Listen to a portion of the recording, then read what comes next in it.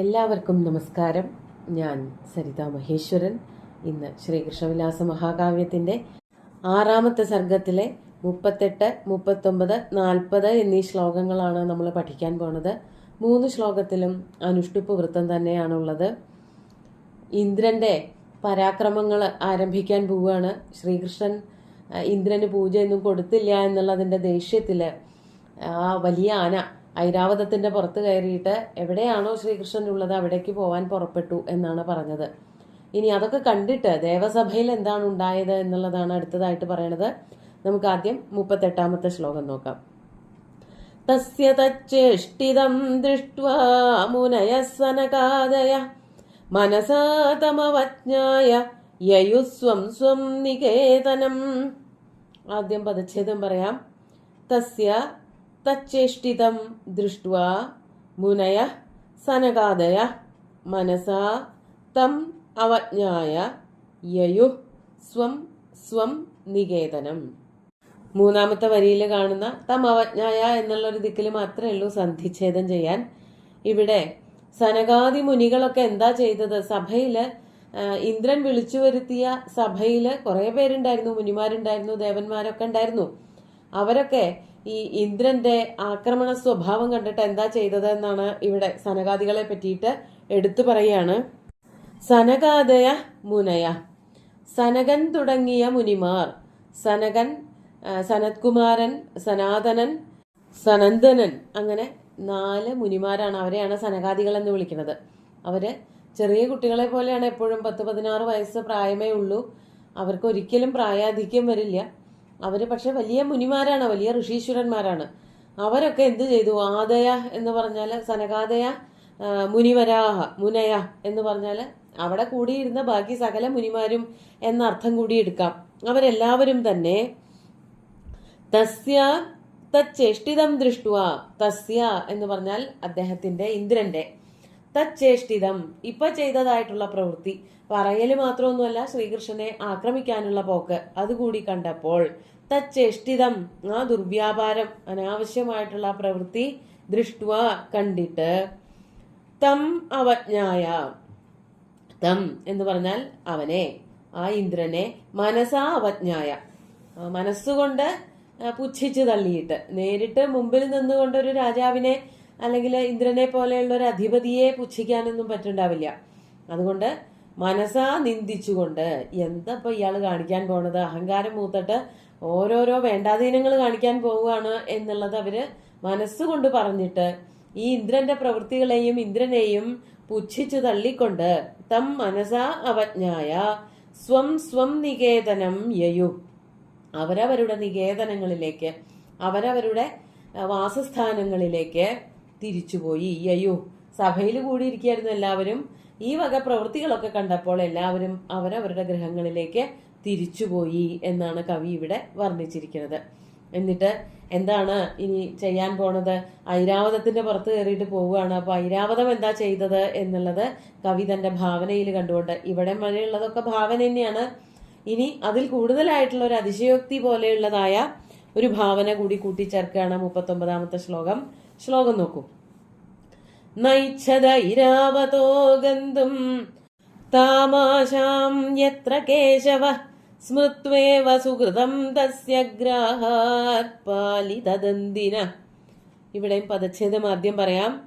ന ഐച്ഛദ് ഐരാവത ഗന്തും താം ആശാം യത്ര കേശവ സ്മൃത്വാ ഇവ സുകൃതം തസ്യ ഗ്രാഹാത് പാലിതദന്തിന. ഐരാവതം എന്ന് പറഞ്ഞ വാക്ക് എങ്ങനെയാണ് ഉണ്ടായത് എന്നുള്ളത് കൂടി വ്യാഖ്യാനത്തിൽ സൂചിപ്പിക്കുന്നുണ്ട്. ഐരാവതം എന്ന് പറഞ്ഞാൽ ഇന്ദ്രന്റെ ആനയുടെ പേരാണ്. ഇര എന്ന് പറഞ്ഞാൽ വെള്ളാണ്. ഇരാവാൻ എന്ന് പറഞ്ഞാൽ സമുദ്രമാണ്. ഇരാവത അപത്യം പുമാൻ ഐരാവത, അതായത് വെള്ളത്തിൽ നിന്ന് ജനിച്ചവനാണല്ലോ. പാലാഴി കടഞ്ഞപ്പോഴാണ് ഐരാവതം ഉണ്ടായത് എന്നാണ് കഥകൾ പറയുന്നത്. അതുകൊണ്ടാണ് ഇന്ദ്രന്റെ ആനയ്ക്ക് ഐരാവതം എന്ന് പേര് കിട്ടിയത്. അപ്പോ ഈ ഐരാവതമാകട്ടെ, ഐരാവത തു, ഐരാവതത്തിന് യത്ര കേശവഃ താം ആശാം ഗന്തും ന ഐച്ഛത്. യത്ര കേശവ, എവിടെയാണോ കേശവനുള്ളത്, എവിടെയാണോ ശ്രീകൃഷ്ണനുള്ളത്, അല്ലെങ്കിൽ ഭഗവാൻ മഹാവിഷ്ണു ഉള്ളത്, താം ആശാം, ആശ എന്ന് പറഞ്ഞാൽ ദിക്കാണ്, ആ ദിക്കിലേക്ക് പോകാൻ ഐരാവതം ആഗ്രഹിച്ചതേയില്ല, ന അയച്ചത്. അതിന്റെ കാരണമാണ് അവിടുത്തെ 2 വരികളിൽ കൂടെ പറയണത്. എന്തുകൊണ്ടാണ് ഐരാവതത്തിന് ശ്രീകൃഷ്ണനെ അടുത്തേക്ക് പോവാൻ അല്ലെങ്കിൽ ആക്രമിക്കാൻ താല്പര്യമില്ല എന്ന് പറഞ്ഞത്? അതാണ് കവിയുടെ ഭാവന. ഗ്രാഹാത് പാലിതദന്തിന തസ്യ സുഹൃതം സ്മൃത്വാ ഇവ. ഗ്രാഹാത് പാലിതദന്തിന തസ്യ. പാലിതദന്തിന എന്ന് പറഞ്ഞാൽ, പാലിതദന്തി എന്ന് പറഞ്ഞാൽ ശ്രീകൃഷ്ണനാണ്, അല്ലെങ്കിൽ ഭഗവാൻ മഹാവിഷ്ണുവാണ്. എന്തുകൊണ്ടാണ് ഐരാവതത്തിന് ഭഗവാൻ മഹാവിഷ്ണുവിനോടൊരു താല്പര്യം കൂടുതൽ എന്നാണെങ്കിൽ, ഒരിക്കല് ഭഗവാൻ എന്ത് ചെയ്തിട്ടുണ്ട്? ഗ്രാഹാദ്, ഒരു മുതലയുടെ കയ്യിൽ നിന്നും ഒരു ആനയെ രക്ഷിച്ചിട്ടുണ്ട്. പാലിത ദന്തി യേന സ പാലിത ദന്തി തസ്യ, അതാണ് ഷഷ്ഠിയാണ്, പാലിത ദന്തിന. അതായത് തസ്യ കൃഷ്ണസ്യ അല്ലെങ്കിൽ തസ്യ മഹാവിഷ്ണോഹോ സുഹൃതം സ്മൃത്വാ ഇവ. പണ്ട് പാണ്ഡ്യരാജ്യത്തിൽ ഇന്ദ്രദ്യുമ്നൻ എന്നു പേരുള്ള ഒരു രാജാവുണ്ടായിരുന്നു. അദ്ദേഹം തപസ് ചെയ്യണതിന്റെ ഇടയ്ക്ക് അഗസ്ത്യന്റെ ശാപം കൊണ്ട് ഗജേന്ദ്രനായി തീർന്നു.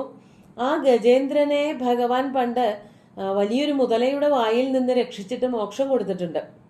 അതാലോചിച്ചിട്ടാണ് ഐരാവതം അങ്ങോട്ട് പോവാതിരിക്കുന്നത്. കൃഷ്ണൻ എവിടെയാണോ ഉള്ളത്, അല്ലെങ്കിൽ ഭഗവാൻ മഹാവിഷ്ണു എവിടെയാണോ ഉള്ളത് അവിടേക്ക് പോവാതിരിക്കുന്നത്.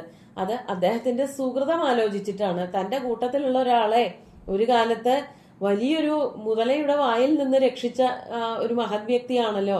അങ്ങനെയുള്ള ഭഗവാന്റെ അടുത്ത് എങ്ങനെ പോവും, ഞാൻ എങ്ങനെ ആക്രമിക്കും, ഇന്ദ്രൻ എത്ര നിർബന്ധിച്ചാലും ഞാൻ എങ്ങനെ അവിടേക്ക് പോണത് എന്നുള്ള ഒരു ആശങ്ക ഐരാവതത്തിന്റെ മനസ്സിലുണ്ടായിരുന്നു എന്നുള്ളത് കൊണ്ടാണ് കവി ഉത്പ്രേക്ഷിക്കുകയാണ്. ഐരാവതത്തിന്റെ മനസ്സിൽ അങ്ങനെ ഒരു ആശങ്ക ഉണ്ടായിരുന്നോ എന്നൊരു സംശയമുണ്ട്. സ്മൃത്വായിവ എന്ന് ഉത്പ്രേക്ഷിക്കുകയാണ്. ഉത്പ്രേക്ഷാലങ്കാരം. ഭഗവാന്റെ സുഹൃതത്തെ ആലോചിച്ചിട്ടാണോ എന്ന് തോന്നും. യത്ര കേശവ താമാശാം ഗന്ധും ഐരാവത ന അയച്ചത്. ഏതൊരു ഭാഗത്താണോ, ഏതൊരു പ്രദേശത്താണോ കേശവൻ ഭഗവാൻ മഹാവിഷ്ണു താമസിക്കുന്നത് അവിടേക്ക് പോവാൻ ഐരാവതം ഒന്ന് മടിച്ചു എന്നർത്ഥം. അപ്പോൾ തന്റെ കൂട്ടത്തിലുള്ള ഒരാളെ രക്ഷിച്ചതിന്റെ ഓർമ്മ കൊണ്ടാണ്, ആ സുഹൃതത്തിന്റെ ഓർമ്മ കൊണ്ടാണ് ഐരാവതത്തിന് കൃഷ്ണന്റെ അടുത്ത് പോയിട്ട് ആക്രമിക്കാൻ ഒരു താല്പര്യവും ഇല്ലാതിരുന്നത് എന്നർത്ഥം. നമുക്ക് 40ാമത്തെ ശ്ലോകം കൂടി നോക്കാം. സ്രസ്തഃ കരതലാത്തസ്യ പപാത സഹസാങ്കുശ രേഖാങ്കുശാദിവത്രസ്യൻ കൃഷ്ണസ്യ തലവർത്തിന. ആദ്യം പദച്ഛേദം പറയാം. സ്രസ്ത കരതലാത് തസ്യ പപാത സഹസാ അങ്കുശ രേഖാങ്കുശാത് ഇവ ത്രസ്യൻ കൃഷ്ണസ്യ തലവർത്തിന. ഇന്ദ്രൻ ഇവരെ എല്ലാവരെയും, അമ്പാടിയിലുള്ള ജനങ്ങളെ മുഴുവനും, ഗോകുലവാസികളെയും ശ്രീകൃഷ്ണനെയും പശുക്കളെയും ഒക്കെ ഒട്ടാകെ ആക്രമിക്കുന്നതിന് വേണ്ടിയിട്ട് പുറപ്പെട്ടതാണ്. അങ്ങനെ പുറപ്പെട്ടു പോകുമ്പോൾ ശകുനം പോലെയൊക്കെയുള്ളത് ചിലത് സംഭവിക്കുന്നുണ്ട്. പക്ഷെ അത് അടുത്ത് വരുന്നൊരു ശ്ലോകത്തിൽ പറയും ഇന്ദ്രൻ ദേഷ്യം കൊണ്ട് അതൊന്നും മനസ്സിലാക്കണില്ല എന്ന്. ഇവിടെ എന്താണ് ശകുനപ്പിഴവ് പറ്റിയത് എന്ന് പറയാണ്. അങ്കുശ തസ്യ കരതലാത് സഹസ പപാത. അങ്കുശ ശ്രണി എന്നൊക്കെ പറഞ്ഞാല് തോട്ടി എന്നാണ് അർത്ഥം. ആനയെ മെരുക്കാനുള്ളതൊക്കെയാണ് തോട്ടി. അതോടൊപ്പം തന്നെ ആൾക്കാരെ ഉപദ്രവിക്കാനും ഇന്ദ്രൻ തോട്ടിയൊക്കെ ഉപയോഗിക്കാറുണ്ട്. ഐരാവതത്തിനെ നിലക്കി നിർത്താൻ വേണ്ടിയിട്ട് ഉപയോഗിക്കുന്ന തോട്ടിയാണ്. പക്ഷെ ഇപ്പൊ തോട്ടി എടുത്തിരിക്കുന്നത് ആനയെ മെരുക്കാൻ വേണ്ടിയിട്ടൊന്നുമല്ല, ആൾക്കാരെ ഉപദ്രവിക്കാൻ വേണ്ടിയിട്ടാണ്. ആ തോട്ടിക്ക് എന്ത് സംഭവിച്ചു? അങ്കുശ തസ്യ കരതലാത്. ആ അദ്ദേഹത്തിന്റെ, ഇന്ദ്രന്റെ ഉള്ളം കൈയിൽ നിന്നും, അതിങ്ങനെ അമർത്തി പിടിച്ചേക്കായിരുന്നു, കരതലത്തിൽ നിന്നും സഹസ സ്രസ്ത പപാത, പെട്ടെന്ന് കയ്യിൽ നിന്ന് വഴുതി നിലത്തു വീണു. അതാണ് സ്രസ്ത, കയ്യിൽ നിന്ന് ഉരുസിയിട്ട് നിലത്തേക്ക് വീണു. വേഗം തന്നെ, പെട്ടെന്നാണ്.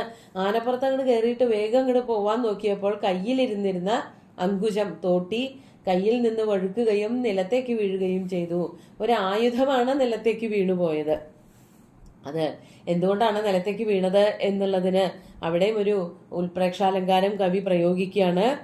കൃഷ്ണസ്യ തലവർത്തിന രേഖാങ്കുശാത് തസ്യന്നിവ. അങ്കുശ സഹസ തസ്യ കരതലാത് സ്രസ്ത പപാത. കൃഷ്ണസ്യ തലവർത്തിന, കൃഷ്ണന്റെ തലവർത്തിയായിട്ടുള്ള, തലവർത്തി എന്നുള്ളത് കൊണ്ട് ആദ്യം പറഞ്ഞതായ കരതലാത് എന്ന് പറയുന്നതിൽ ആ കരം ഇങ്ങോട്ട് എടുക്കണം. ശ്രീകൃഷ്ണന്റെ കരതലവർത്തിയായിട്ടുള്ള രേഖാങ്കുശാത് ത്രസ്യന്നിവ, ഒരു രേഖാരൂപത്തിലുള്ള അങ്കുശം കൃഷ്ണന്റെ കയ്യിൽ വരഞ്ഞിട്ടിട്ടുണ്ട്. അങ്കുശത്തിന്റെ ചിത്രമൊക്കെ ഉണ്ട്. ഭഗവാന്റെ കയ്യിലെ ചിഹ്നങ്ങളിൽ ചിലത്, കയ്യിലെ രേഖകള്, കൈരേഖകളിൽ ചിലത് തോട്ടിയുടെ ആകൃതിയിലുണ്ട്. ആ കൈരേഖയിലെ തോട്ടിയെ, കൈരേഖയിലാണെങ്കിൽ പോലുമുള്ള തോട്ടിയെ ഭയന്നിട്ടാണോ എന്ന് തോന്നും. അതാണ് കൃഷ്ണസ്യ തലവർത്തിന രേഖാങ്കുശാത്. തലവർത്തിന എന്നുള്ളത് പഞ്ചമി, രേഖാങ്കുശാത് എന്നുള്ളതും പഞ്ചമി. അവിടെ നിന്ന് ത്രസ്യന്നിവ, ഭീത്രാർത്ഥാനാം ഭയഹേതു എന്നുള്ളൊരു വ്യാകരണ നിയമം അനുസരിച്ച് ആരാണോ പേടി ഉണ്ടാക്കുന്നത്, ത്രാസമുണ്ടാക്കുന്നത്, ആ ആള് അല്ലെങ്കിൽ ആ വസ്തു പഞ്ചമി വിഭക്തിയിൽ വേണം. അപ്പൊ അതുകൊണ്ട് ഭഗവാന്റെ കരതലത്തിലെ രേഖ എന്നുള്ളതാണ് പഞ്ചമി വിഭക്തിയിൽ പ്രയോഗിച്ചിരിക്കുന്നത്. അപ്പോ കൃഷ്ണസ്യ തലവർത്തിന രേഖാങ്കുശാത് ത്രസ്യന്നിവ, ഭഗവാന്റെ കയ്യിലെ കൈരേഖ പോലെ, കൈരേഖയായിട്ട്, കൈരേഖ പോലെയല്ല, കൈരേഖയായി കിടക്കുന്ന തോട്ടിയുടെ പോലെയുള്ളൊരു രേഖയുണ്ട്, ഒരു ചിഹ്നമുണ്ട്. ആ ചിഹ്നത്തിൽ നിന്നും പേടിച്ചിട്ടാണോ എന്ന് തോന്നും. സഹസാ തസ്യ കരതലാത് അങ്കുശ പപാത, ആ കയ്യിലുണ്ടായിരുന്ന തോട്ടി, യഥാർത്ഥത്തിലുള്ള തോട്ടി, കയ്യിലുണ്ടായിരുന്ന തോട്ടിയുടെ പോലെയുള്ള ഒരു വരയിൽ നിന്ന് പേടിച്ചിട്ടെന്ന പോലെ താഴേക്ക് വീണു. അതൊരു അവലക്ഷണമാണ്. മാത്രമല്ല, യഥാർത്ഥത്തിലുള്ള തോട്ടി എന്തിനാ ഒരു രേഖ പോലെയുള്ള തോട്ടിയിൽ നിന്നും പേടിക്കുന്നത് എന്നാണെങ്കിൽ, അത് രേഖയാണെങ്കിലും വേണ്ടില്ല, യഥാർത്ഥത്തിലുള്ള തോട്ടിയാണെങ്കിലും വേണ്ടില്ല, അതൊക്കെ ആരുടെ കയ്യിലാണ് ഇരിക്കുന്നത് എന്നുള്ളത് കൊണ്ടാണ് പേടിയും വീഴ്ചയൊക്കെ ഉണ്ടാവുന്നത്. ഇന്ദ്രൻ തീർച്ചയായിട്ടും ശ്രീകൃഷ്ണന്റെ കയ്യിൽ നിന്നും പേടിക്കാനാണ് പോണത്, ശ്രീകൃഷ്ണന്റെ കയ്യിൽ നിന്നും തോൽവി പിണയാനാണ് പോണത് എന്നുള്ളതിന്റെ ഉത്തമ ഉദാഹരണമാണ് കയ്യിലെ വരയായിട്ടുള്ള തോട്ടിയിൽ നിന്നും പേടിച്ചിട്ട് യഥാർത്ഥത്തിലുള്ള തോട്ടി വീണുപോയി എന്ന് പറഞ്ഞത്. ആ നിമിത്തങ്ങള് അല്ലെങ്കിൽ ഒരു അനിഷ്ട സംഭവങ്ങളൊന്നും ഇന്ദ്രന്റെ മനസ്സിൽ വരണേയില്ല. ആ വെപ്രാളം കൊണ്ട് ശ്രീകൃഷ്ണനെയും ഗോകുലവാസികളെയൊക്കെ എങ്ങനെയെങ്കിലും ആക്രമിക്കണം എന്നുള്ള വിചാരം കൊണ്ട് എടുത്തു പിടിച്ചങ്ങോട്ട് പോവുകയാണ് ചെയ്തത് കയ്യിൽ നിന്നും. അപ്പോൾ തോട്ടി വീണുപോയി എന്നാണ് പറഞ്ഞത്. അപ്പോൾ ഇങ്ങനെ ഇന്ദ്രന്റെ പരാക്രമത്തിനുള്ള പുറപ്പാടാണ്. നമുക്ക് 3 ശ്ലോകങ്ങളും ഒന്നുകൂടി ചൊല്ലി നോക്കാം. തസ്യ തച്ചേഷ്ടിതം ദൃഷ്ട്വാ മുനയഃ സനകാദയഃ മനസാ തമവജ്ഞായ യയുസ്വം സ്വം നികേതനം നൈച്ഛദൈരാവതോ ഗന്തും താമാശാം യത്ര കേശവ സ്മൃത്വേവ സുകൃതം തസ്യ ഗ്രാഹാത് പാലിതദന്തിന സ്രസ്തഃ കരതലാത് തസ്യ പപാത സഹസങ്കുശ രേഖാങ്കുശാദിവത്രസ്യൻ കൃഷ്ണസ്യ തലവർത്തിന. ഇനി അടുത്ത ശ്ലോകങ്ങളിലാണ് ഇന്ദ്രന്റെ കൂടുതൽ ആ പോക്കിന്റെ വർണ്ണനയും അനിഷ്ട സംഭവങ്ങളും ഒക്കെ വർണ്ണിക്കുന്നത്. 3 ശ്ലോകങ്ങളും ഭഗവാന്റെ കാൽക്കൽ അർപ്പിച്ചുകൊണ്ട് ഗുരുവായൂരപ്പനെ സാഷ്ടാംഗം നമസ്കരിച്ചുകൊണ്ട് എല്ലാവർക്കും ശുഭദിനം നേർന്നു നിർത്തട്ടെ. നന്ദി.